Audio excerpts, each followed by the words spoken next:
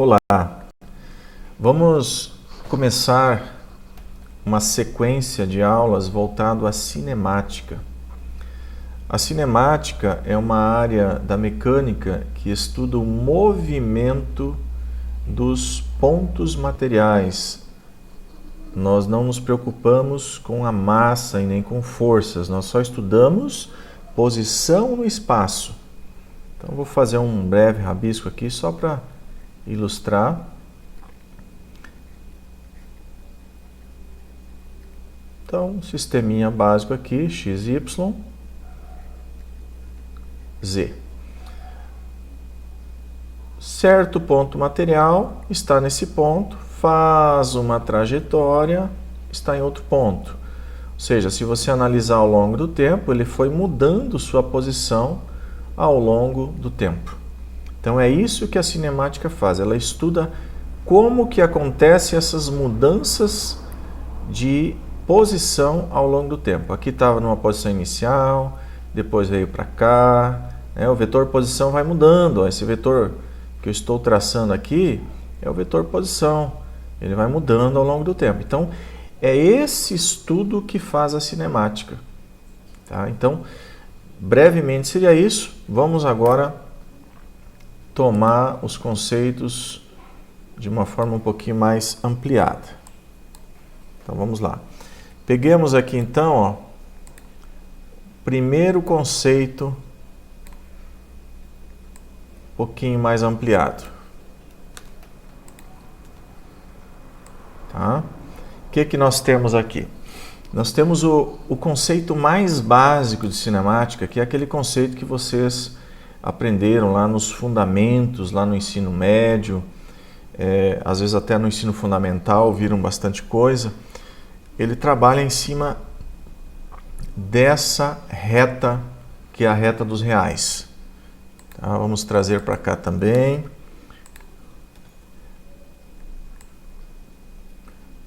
O primeiro conceito. A reta dos reais, aqui no nosso caso, trabalha com vetores 1D.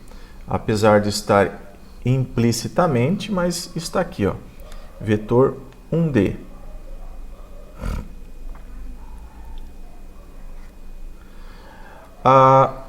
Então perceba, nesse sistema, o vetor 1D, ele se confunde muito facilmente com um escalar.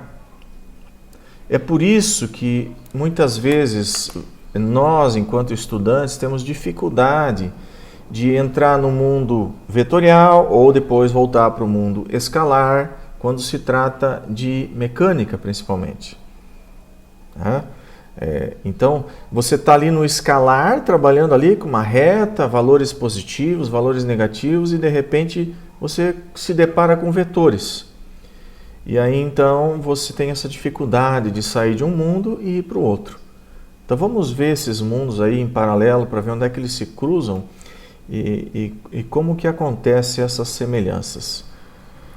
Então, o formato mais básico de vetor é o vetor 1D. Vamos trazer para cá essa configuração.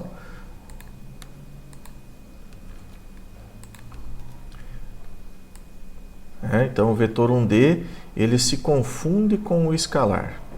Tá? E ele está aqui, ó. É esse vetor aqui.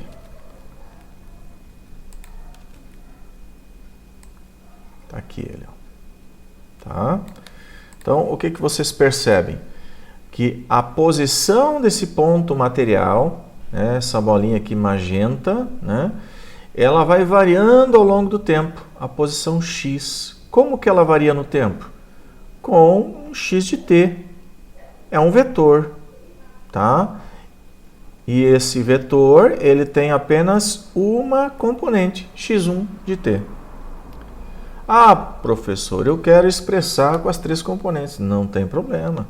Está aqui, ó, x1 de t, 0 para y, 0 para z. Só que quando se trata de problemas unidimensionais, a gente acaba não adotando essa forma de escrita. E também nem adotamos essa. A gente simplesmente chega lá no problema, escreve lá x de t é igual a, sei lá, a t². e aí faz lá o cálculo, enfim, faz todas as operações que a gente deseja. E com isso a gente começa a achar que o mundo vetorial, na verdade, para esses casos não existe. Mas existe, ele está implícito. Então, toda vez que você mexer, que você trabalhar com grandezas vetoriais, lembre que quando você fala assim, x1 de t, você está se referindo a uma componente de vetor. Componente de vetor. No caso aqui é componente x. Né? Tudo bem? Então, sempre atentos. Se a grandeza é vetorial, cuidado, ela tem direção e sentido. Além do módulo, ela tem direção e sentido. Ok? Então, fixo isso, vamos voltar e vamos fazer uma análise aqui dessa situação aqui em cima. Perceba então que esse ponto material está se deslocando ao longo dessa reta. Nós ainda estamos aqui nos casos mais simples. E ele tem uma posição x que muda com o tempo. Como muda com o tempo? Ora, muda de acordo com essa taxa de variação aqui chamada v. Né? Essa aqui é a mudança no tempo. Tá? E essa taxa v pode mudar no tempo? Claro, ela pode mudar também. E aí é uma segunda taxa de variação. É como muda a velocidade. Está aqui, ó, é a aceleração. Tá? Detalhe, a gente vê lá as nossas equaçõezinhas do padrão, né, do movimento retilíneo. Nós vemos assim, que x é igual a x0 mais v0t mais at². Né? E vemos lá também que v é igual a v0 mais at. Né? E vemos normalmente, na maioria dos casos, que a aceleração é constante. Essa é a forma como nós trabalhamos na física básica, né, na mecânica básica. E aí, por isso que eu estava falando, a gente acaba confundindo isso aqui com uma grandeza escalar. Tá? Então, pro 1D, tá aqui, ó, é esse conjunto. Obviamente que num curso superior nós não vamos trabalhar com esse tipo de coisa. Nós vamos trabalhar com o conceito de cálculo diferencial integral, com o conceito de condições de contorno, para vocês absorverem essa outra forma de visualizar os problemas e não ficar mais naquele nível de formuleta, dado, substitui valor. Fica aquela coisa, né? Tem um dado, pega a fórmula, tem valor. Não, isso aí já foi. Na engenharia nós temos que aprender a interpretar os problemas, conhecer os fenômenos físicos envolvidos e aí contornar o problema, localizando as condições de contorno, substituindo o fenômeno e obter um resultado. Tá ok? Então isso aqui são equações prontas, pré-fabricadas, para facilitar a vida aí do ensino médio, dos cursinhos, enfim, do técnico. Obviamente que nós também utilizamos essas equações, mas nós queremos aqui aplicar o conhecimento dos conceitos, ok? Dito isso, podemos avançar um pouco, então vamos mais adiante.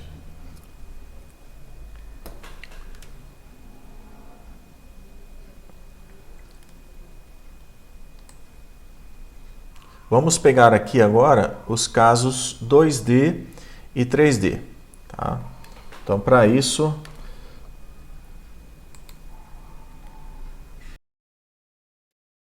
temos que prosseguir ainda selecionando as equações que fornecem a velocidade e nos fornecem aqui a aceleração. Está aqui as duas equações. Então, qual é a origem dessas equações? Essas equações têm origem na derivada da posição ao longo do tempo. Tá? Então, vamos colocar aqui um caso aqui, por exemplo, nós conhecemos como varia a posição ao longo do tempo. Sei lá, 35 vezes t, ok? Então, se eu quiser saber a taxa de variação primeira, que é a nossa velocidade, você faz o quê? Você aplica o conhecimento do cálculo e faz a derivada. Então, você vai fazer dx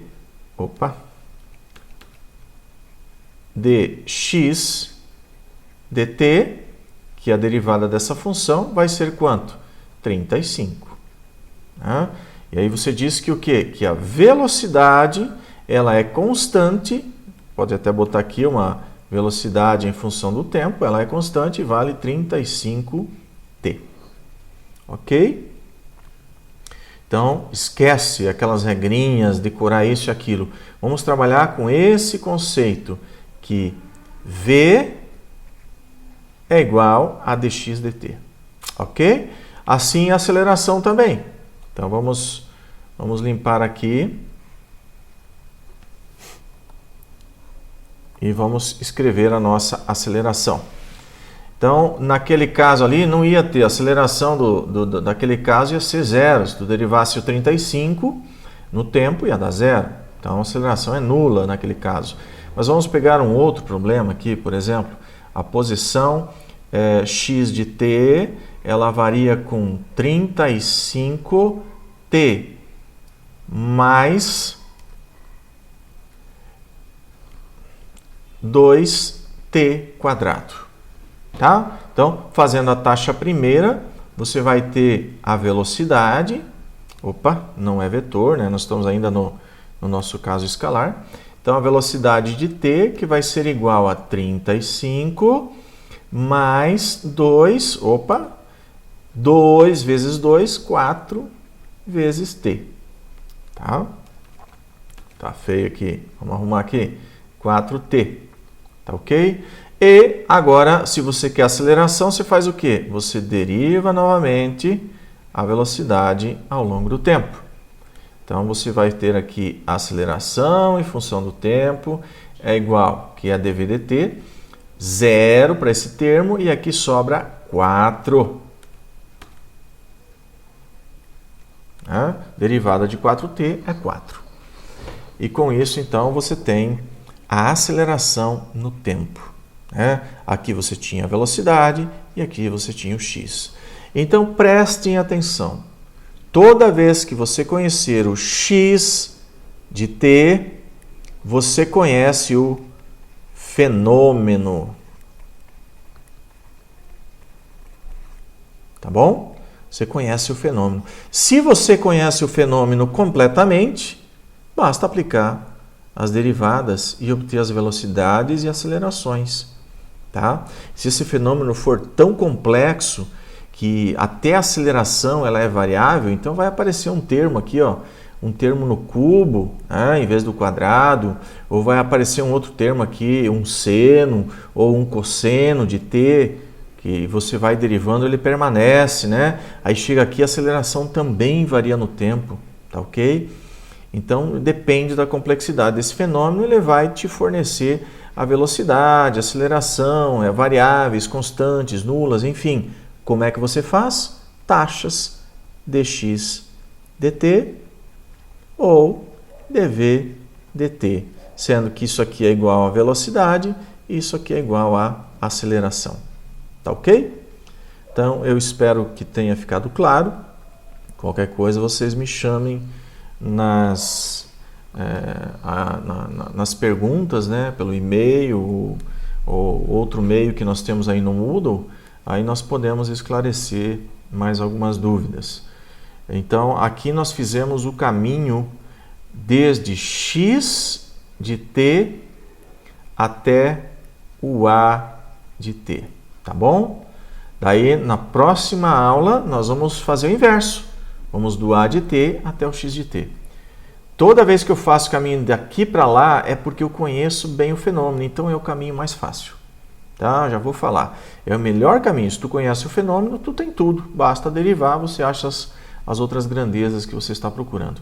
Agora, quando você vai daqui para lá, né, subindo a ladeira, aí é mais difícil. Você vai envolver aqui as integrais e, além de envolver as integrais, você vai precisar conhecer as condições de contorno que eu falei agora há pouco no início dessa aula. Tá bom? Então, na próxima etapa, nós vamos trabalhar esse caso aqui no 1D ainda, tá? Nós estamos ainda no 1D. Vamos trabalhar esse caso agora conhecendo-se a aceleração e conhecendo-se as condições de contorno, né, mais a aceleração, nós vamos em busca da solução do problema, que é o caso mais típico na engenharia. Tá ok? Então, muito obrigado e tenham bons estudos.